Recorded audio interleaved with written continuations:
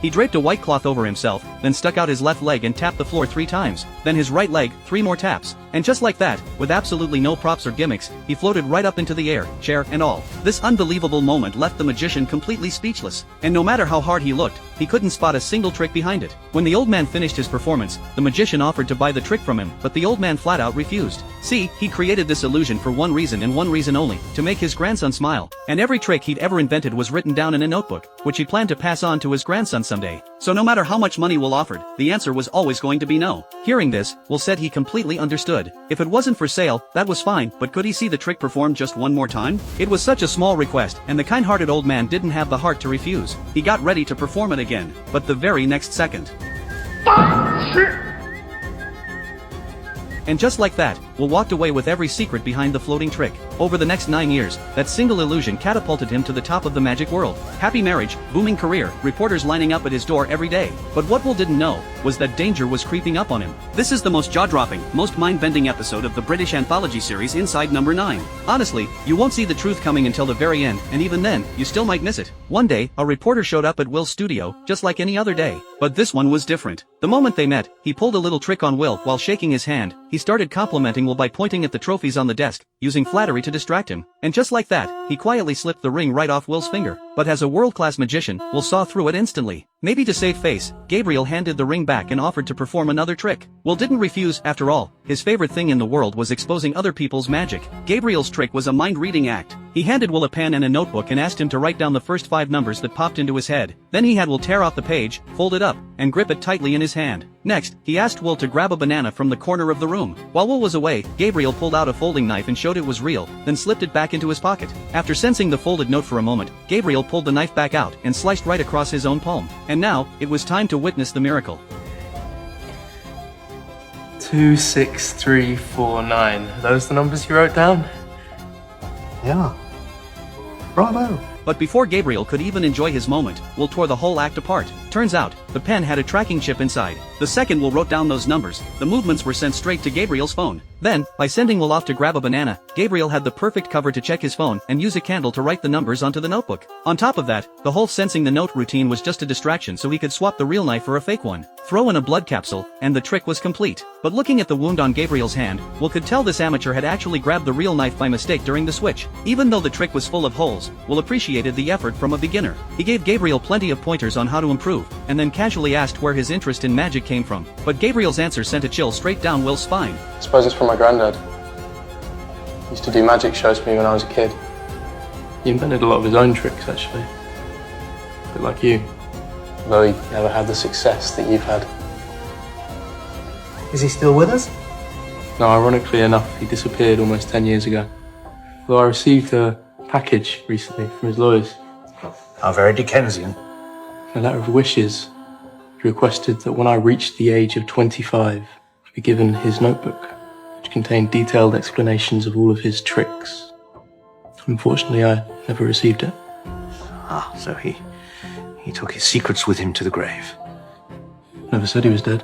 Sensing the mood had shifted, Will wrapped up the interview and offered to give Gabriel a signed copy of his book. But the moment Will stepped out of the room, Gabriel grabbed the folded note and rushed straight to a safe. Unfortunately, the 5 numbers weren't the combination. His plan was blown. Gabriel dropped the act. He accused Will of murdering his grandfather out of pure greed. But Will didn't flinch because Gabriel had no proof. And Gabriel knew it too. So for now, he had no choice but to back off. Fine. I'll be back with a search warrant. And let's see what the police have to say about it. I look forward to it. Ta-ta! Will played it cool, but inside, he was panicking, especially after what happened next. That night, his wife, who was staying at a hotel for work, called him in a rage. She demanded to know why he kept calling the front desk and spewing insults about her. I don't know what you're talking about.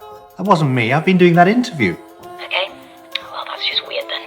During the call, Will heard about something called a Mount Weasel. Basically, it's a trap, a fake entry used to catch copycats. Think of it like deliberately picking wrong answers on a test. If someone else has the exact same wrong answers, you know they copied off you. Hearing this, and remembering Gabriel's threat to come back with a search warrant, Will completely lost his cool. Sure, he destroyed the original notebook after copying the secrets, but there was no guarantee that what he'd copied didn't contain one of those traps. The second he hung up, Will rushed to his safe to destroy everything he'd written down. But there was a problem: the security camera overhead would record everything. So before destroying any evidence, Will switched off the camera. And just to be safe, he deleted the entire day's footage. Then, and only then, did he burn the pages. The next morning, the police showed up at his door right on schedule, but not for the reason Will expected. They weren't there about the notebook. They were there about his wife. Around 10 p.m. the night before, his wife had been murdered at the hotel. The front desk had received those abusive calls supposedly from Will, so the police suspected marital trouble, but Will had snapped and killed her in a fit of rage. Will tried to use the security footage to prove he hadn't left the studio until around midnight. But staring at that switched-off camera, it suddenly hit him after burning the notebook,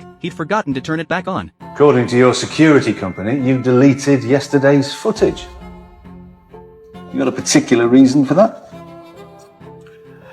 No, not really.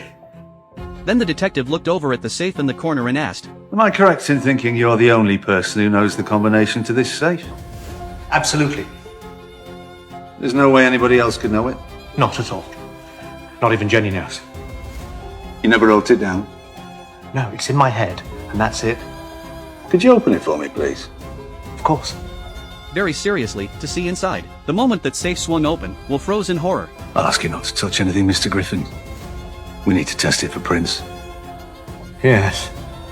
As Will was hauled away in handcuffs, there it was, a bloody folding knife. And that knife? It was the very same one Gabriel had used in his performance. Turns out, every clumsy little trick Gabriel pulled was part of the trap. That whole bit with the ring? It was a swap. The one he handed back had a tracking chip in it, just like the pen. The mind-reading act wasn't about cracking the safe, it was about getting Will to handle that folding knife and leave his fingerprints all over it. But wait, Gabriel touched the knife that cut the banana too, didn't he? Wouldn't his prints be on it as well? Here's the thing, he never actually grabbed the wrong knife. Both knives in his pocket were real. The one that cut the banana and the one that cut his hand were the same knife. The whole oops, wrong knife act was just bait to get Will to handle the second knife, the clean one Gabriel had never touched. And that threat about bringing the police? That was bait too, to scare Will into shutting off the cameras and destroying evidence on his own. Meanwhile, armed with the safe combination, Gabriel slipped out in the dead of night, killed Will's wife, snuck into the studio, and planted the murder weapon in the safe. And just like that, Gabriel pulled off his deadliest trick and his revenge. But do you really think that's the whole story? Let me share my take. Gabriel is the name of an archangel, so he represents an angel. And the hints throughout the film make it pretty clear that Will represents the devil. So here's the question, would an angel really murder an innocent person just to punish a devil? Because if he did, what's the difference between him and the devil? That's why I think the wife is still alive. On the surface, Gabriel's plan looks airtight. But dig a little deeper, and the holes start showing. First off, based on what we see in the film, Will had no motive to kill his wife. They were actually a close, loving couple. So even if Gabriel faked those abusive phone calls, it wouldn't hold up as direct evidence. At minimum, the police would interview their neighbors and family. Plus, Will's phone had no record of any calls to the hotel front desk. But Gabriel's phone would.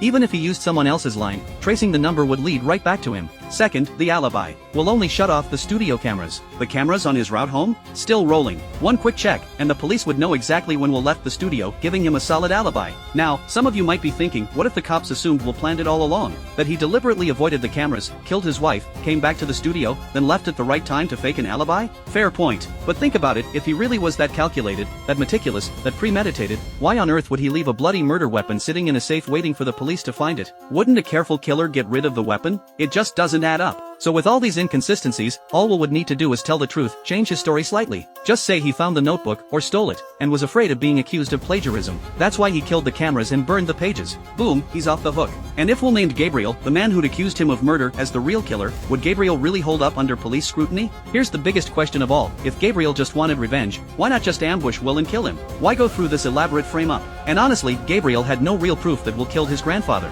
He was operating on suspicion alone. Would he really risk murdering an innocent woman based on just a hunch? So based on all that, Gabriel's plan doesn't fit the angel archetype, and it definitely doesn't guarantee Will gets pinned for the murder. So what's the real truth? The answer is hidden in the detective's name. When Will's wife was explaining what a Mountweasel was, she used an example, a company that changed Columbus to Phillips to catch plagiarists. And guess what the detective's name was? Philip. Coincidence? I don't think so. That so-called detective wasn't a real cop at all. He was someone Gabriel hired to play the part. So here's what I think really happened. Every step Gabriel took was designed to throw Will into shock and panic the moment those cops showed up, to break him down so he'd give up without a fight and let Philip take him away. Gabriel spent 9 years planning this revenge, so they carefully avoided every camera and brought Will to a fake police station they'd set up in advance. Then, using interrogation and psychological pressure, they'd squeeze the truth out of him, make him confess, in his own words, exactly what he did to that old man. And only then would Gabriel finally make his move, which fits perfectly with the Angel theme, never harming the innocent. And that's where the story ends. I'm Sam, your guide to all things mystery and suspense. See you next time.